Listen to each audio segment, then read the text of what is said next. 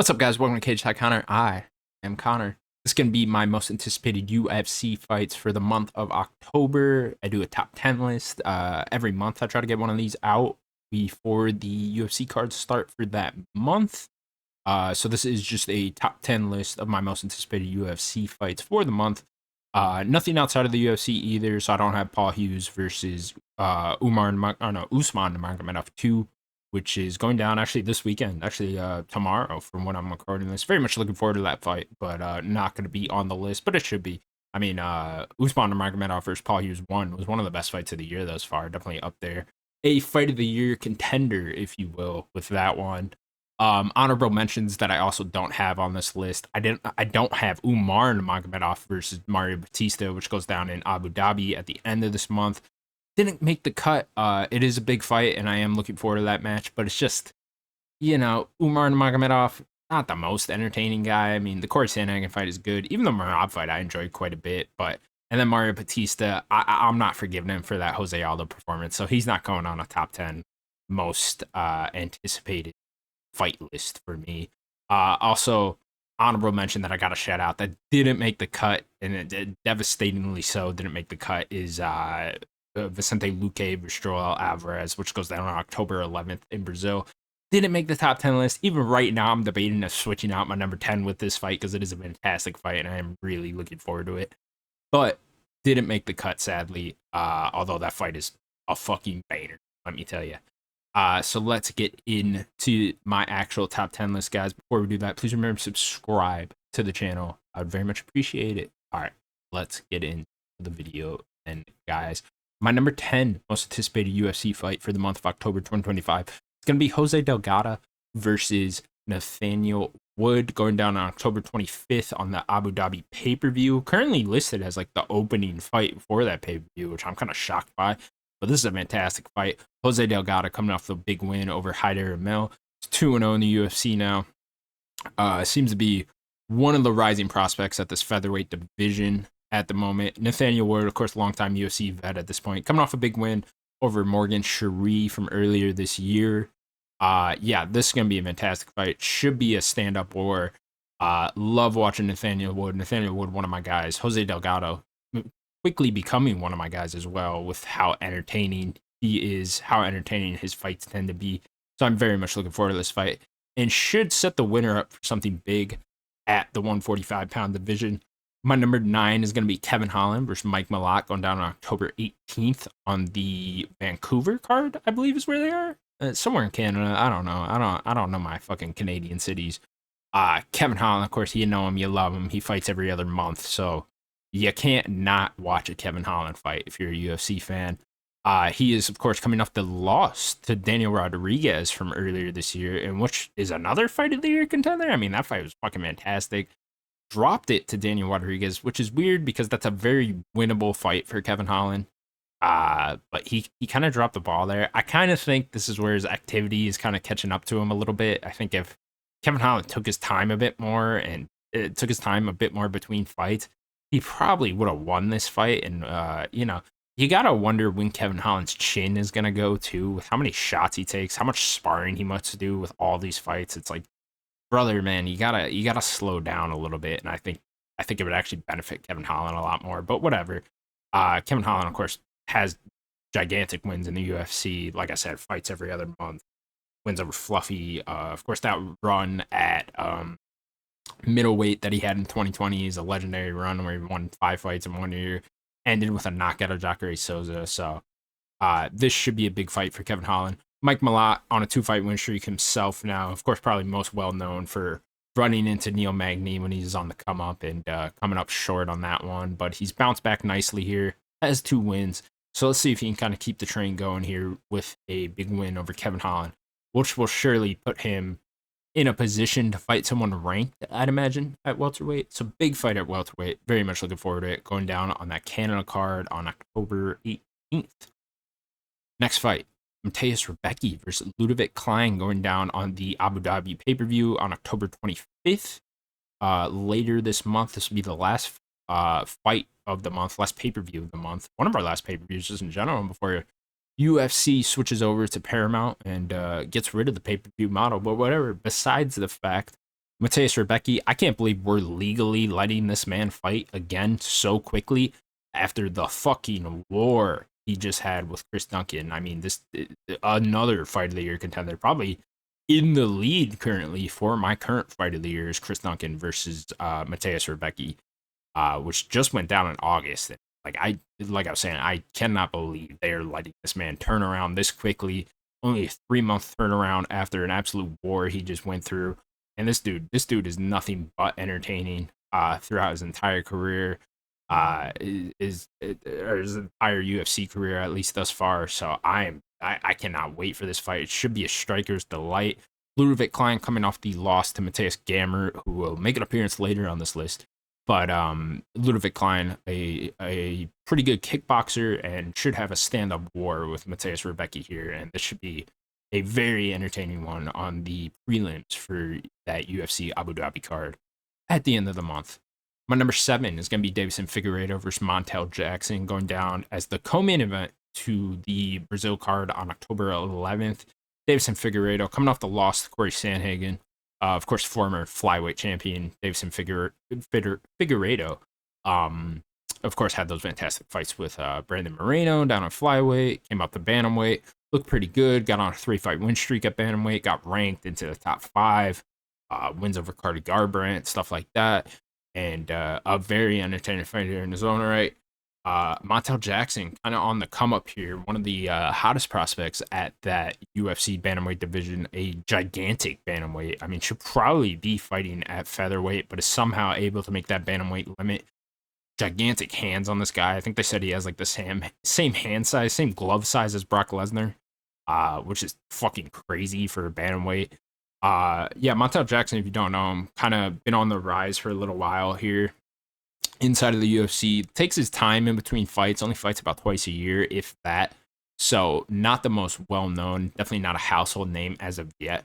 But I think he could show up and show out here against Figgy, and I'm very much looking forward to see how he does against the upper echelon of guys at this bantamweight division. If he's able to get a win over Figgy, that'll be big things for him. I'd imagine he'd get a fight in the top 5 after that. If Figgy's not already in the top 5, but maybe even top 3, I mean, potentially looking at a Montel Jackson title shot after a fight or 2 more if he's able to get past Figueiredo here. So I am very much looking forward to this one. Very much looking forward to see what Montel Jackson can do at the top end of this bantamweight division. My number 6 is going to be Reiner De Ridder versus Brendan Allen. Originally supposed to be Reiner De Ridder versus Anthony Fluffy Hernandez, which probably would have been my number 1 if I'm being entirely honest. I think that is such a fantastic matchup, and I'm so disappointed that it got canceled. But whatever, we get Reiner De Ridder versus Brendan Allen instead after Fluffy got injured. Still very much looking forward to this fight. I think it's a great matchup, honestly. Anytime you can kind of match De Ridder up with a fellow grappler, it seems to be pretty entertaining. I think back to Reiner De Ridder's fight with Gerald Meerschaert, who's a training partner of Brendan Allen's actually, and he definitely gave him his toughest fight inside of the UFC besides Robert Whittaker. And so I'm wondering if Brendan Allen can kind of do the same, kind of take the same game plan, kind of work with Gerald Meerschaert and try to figure out the puzzle that is Reiner De Ridder. Of course, Reiner De Ridder coming off the win over Robert Whittaker in a 5-round war from back in July. He's been very active this year. I believe this will be his 4th fight this year. And he's got to be a little disappointed here that he's fighting Brendan Allen instead of Fluffy Hernandez, because that probably would have been a number 1 contender fight if he was fighting Fluffy Hernandez. I mean, obviously, Nassim Imavov coming off the big win over Kai Baralio. Seems like he locked up a title shot now with Anthony Hernandez pulling out of this fight.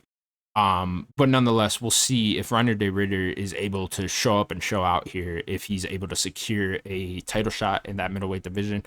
I kind of think he might be able to still, but it's going to be tough. He's going to have to really look impressive against Brendan Allen to get over Nassim Imavov. Brendan Allen, of course, coming off the win over Marvin Vettori, which was a fantastic fight. Which has me very excited for the Reiner De Ridder fight, by the way. If the grappling kind of cancels each other out and we just get like a fun, sloppy kickboxing match out of these two, that could be awesome. So let's see what Brendan Allen's able to do here. My number 5 is going to be Charles Oliveira versus Mateus Gamrot. Originally, another one that got pulled out, unfortunately. Originally, this was supposed to be Charles Oliveira versus Rafael Fiziev. This is going down October 11th. But now we get Mateus Gamrot instead after Fiziev got injured. Still very much looking forward to this fight. This might be a better fight, quite honestly, than Charles Oliveira versus Rafael Fiziev was gonna be. Of course, that would have been sort of a grappler versus kickboxer matchup, with Charles Oliveira being the grappler, Fiziev being the kickboxer. But now we kind of get two grapplers facing each other. I know Charles Oliveira very good on the feet and could be considered a kickboxer, depending on who you ask. Mateus Gamrot is a grappler's grappler, of course, trains at ATT. Um, Very good grappling here, but is not afraid to stand up as well. From of course, if you go watch the fight with Dan Hooker that Mateus Gamrot had a war with him, and that was mostly on the feet. So I'm expecting a banger here still. Charles Oliveira coming off the knockout loss to Ilia Topuria, devastating. Don't want to talk about it anymore.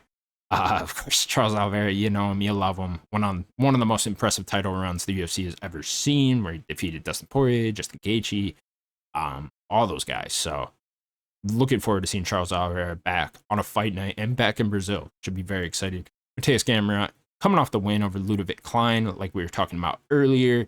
Nice decision win that he picked up here. I believe he's riding a 2-fight win streak now since that loss to Hooker. So let's see. This is definitely a big step up from Mateus Gamrot from his previous competition. I mean, he does have a win over Arman Tsarukyan, who has beaten Charles Oliveira. So it's not like Mateus Gamrot hasn't been here in the past and fought the elite level at lightweight. But nonetheless, this is certainly the biggest name that Mateus Gamrot has ever fought. And let's see if he can shine under those bright lights. That'll be in the main event on your UFC Rio card, October 11th. Continuing on then, my number 4 is Magomed Ankalaev versus Alex Pereira 2, going down this weekend on October 4th. This is probably the title fight I'm least looking forward to. That's at least on my list. Obviously, Mackenzie Dern versus Fina Jandiroba didn't make my list at all because I'm not really looking forward to that fight that much. Should be okay. I'll certainly watch it, but not enough to make a top 10 most anticipated list for me. This fight, though, I'm probably the least looking forward to. I wasn't the biggest, I didn't think the first fight was all that great, if I'm being honest. It was okay. The whole time I was just kind of wondering what the fuck Alex Pereira was doing. I just kind of wanted him to go forward. But it's tough. It's tough when you're fighting a guy like Magomed Ankalaev. Nonetheless, I'm still very much looking forward to this fight. I'm intrigued to see if Alex Pereira can make some adjustments here in the rematch. And see what he can get going on the feet. I'll be curious to see if Magomed Ankalaev uses his wrestling a bit more here. I'll be curious to see if Magomed Ankalaev tries to go for the finish a bit more. I mean, both guys really, I would like to see them push the pace and try to really go for the finish here. So we'll see. We'll see if we can make this an exciting fight. Ankalaev, not the most exciting guy in the world either. So I don't know. It's a weird one. I'm not the most hyped for this fight, but nonetheless, it is the main event of a pay-per-view and a big title fight, so it has to go on the list. It has to at least be in the top 5.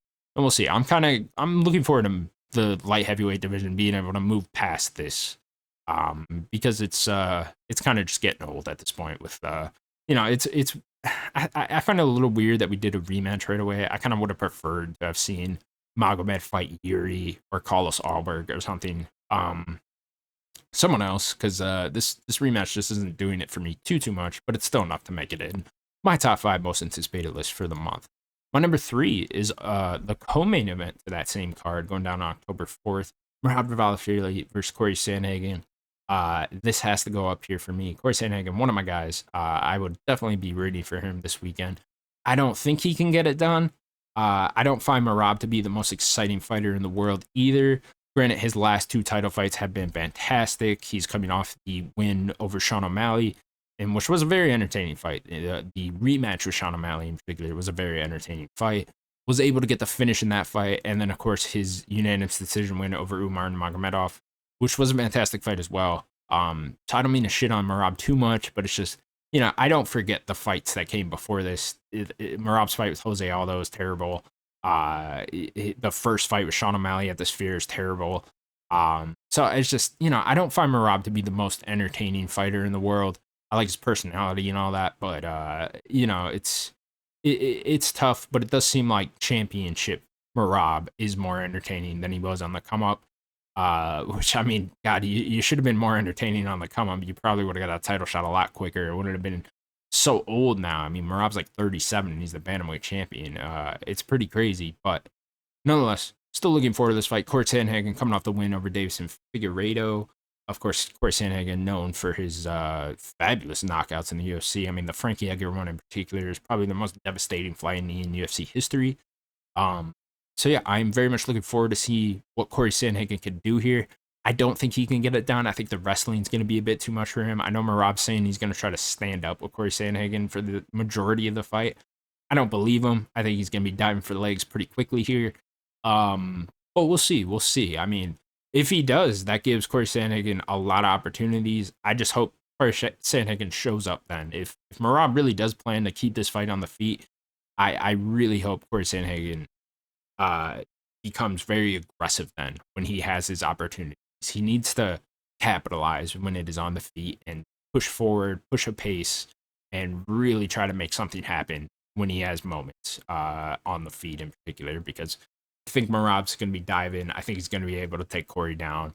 I think he's going to be able to keep him down as well. Even if he does pop back up, Marab is a master at getting right back down. I mean, he has the most takedowns in UFC history for a reason. So we'll see. We'll see what we can do here. Still very much looking forward to the fight. It is a UFC title fight, so of course I'm hyped for it. Of course it's in the top 3. But nonetheless, I do have some holdbacks that are holding me back from just super over the moon excited. Fight I am super over the moon excited for, though, is my number 2, Yuri Prochazka versus Khalil Roundtree, also going down on October 4th pay-per-view. Yeah, this is the people's main event. It has to be Yuri Prochazka. Nothing but entertaining fights. I mean, really, it's like him and Justin Gaethje are the two guys that fight at an extremely high elite level of MMA, that are the two guys where I'm just like, oh no, this is going to be entertaining. This is going to be a banner. It doesn't matter who he's fighting. It is going to be a fantastic fight. And now that we're matching it up with Khalil Roundtree, I can't imagine this being anything other than fight of the night. Yuri Prochazka, of course, coming off the win over Jamal Hill from earlier this year. Khalil Roundtree also coming off the win over Jamal Hill from earlier this year. So both guys, last win, Jamal Hill. I'm glad we're matching them up now. I'm glad we're making this fight. Be curious to see what the outcome is for the winner of this fight as well. Will they get a title shot? I kind of think it depends on a lot of things. I think if Magomed wins against Alex and Yuri wins against Roundtree, we will set that fight up. We will set up Magomed versus Yuri. But really, any other outcome, I think Carlos Alberg will probably get a title shot then. As specifically, Pereira does win. We're not going to do Pereira versus Yuri 3. We're not going to do Pereira versus Roundtree 2. They're probably going to set up Pereira versus Alberg. So a lot dependent on these two fights on for the light heavyweight division. A lot depends on these two fights on this pay-per-view. But yeah, I will be looking forward to see what the winner gets out of this. I mean, they might end up in a title shot. I mean, who knows? Pereira might win and then vacate the belt, move up to heavyweight, and we end up with the Yuri versus Alberg or Roundtree versus Alberg for the vacant belt. Could see that happening as well. And then my number 1 most anticipated fight for the month, going down on October 25th on the UFC 320, I think it's 321, UFC 321 pay-per-view, Tom Aspinall versus Ciryl Gane. You're probably questioning why I put this at number 1. I think it's just the intrigue for me, and the fact that I know it's probably going to end in a pretty spectacular knockout. If I had to guess, it's going to be for Tom Aspinall, but I don't know. I could see Ciryl Gane too pulling this one out. Tom Aspinall, of course, now your UFC heavyweight champ after John Jones vacated the belt. Coming off that win over Curtis Blades from way back in July 2024. So hasn't fought in a long time. I think that's also part of the reason why I'm looking forward to this fight so much. And I'm just excited for heavyweight to get moving again and actually have fights and get this title defended. Let's get it defended multiple times a year. No reason we shouldn't be getting Tom Aspinall fighting like 3 times in 2026, unless he gets injured or something like that. We should just kind of rattle off title defenses for Tom Aspinall. Ciryl Gane coming off the really bad split decision win over Alexander Volkov in his rematch with him, in which Ciryl Gane should probably not have won, and we should probably be getting Tom Aspinall versus Alexander Volkov too here. But hey, them's the breaks. We're not getting it. Ciryl Gane, I do think he has a chance here. It's like Tom Aspinall, I'm not necessarily convinced has the wrestling ability and the grappling ability to take him down. I think we're all just basing that off what Tom Aspinall was able to do to Volkov in their fight. And I don't know. I'm not necessarily convinced Tom Aspinall is like this elite level wrestler. Not that he needs to be to take down Cyril Gane with how bad Cyril Gane wrestling and his grappling defense seems to be. But nonetheless, I do think there's a possibility here. We could be looking at a Cyril Gane win. I mean, I don't know. Hopefully, we get like a 5-round war here. That'd be my biggest hope. But if I had to guess, we'll probably get a Tom Aspinall knockout pretty quickly. Although Cyril Gane has proven to have a good chin, so I don't know. My level of intrigue around that fight is very high, and that is why I have it at number 1 for my list. And that's gonna do it for my top 10 list, guys. Let me know what fight you are most looking forward to this month in the UFC. Let me know what your fight of the year has been this year thus far. I guess we're going to be talking about that very soon. I mean, December is coming up here. And thank you guys so much for watching. Please remember to subscribe, and we will see you in the next one. Bye-bye.